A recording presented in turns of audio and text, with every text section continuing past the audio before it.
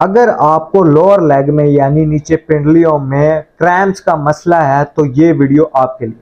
जो cramps body में आते हैं ना, वो मैग्नीशियम डेफिशिएंसी की वजह से होते हैं।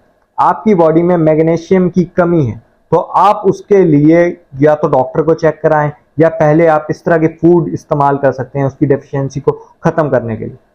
दूसरे नंबर पे आपको कैल्शियम डेफिशिएंसी हो सकती है जिससे कहा जाता है चार्ली हॉर्सेस इन लोअर लेग।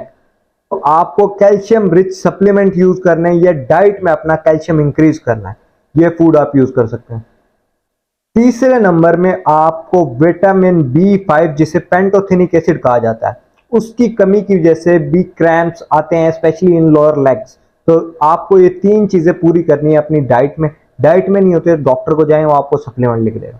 चौथा जो रीजन हो सकता है वो ये है कि आपकी जो पीएच है वो डाइवर्ट कर रही है अल्कलाइन की तरफ। तो आपको एप्पल साइडर विनेगर जो है वो यूज करना है क्योंकि आपकी बॉडी में हो सकता है कि जो ट्रेस एलिमेंट्स हैं, जो मिनरल्स हैं, वो ऑब्जॉर्ब ना हो रहे हो।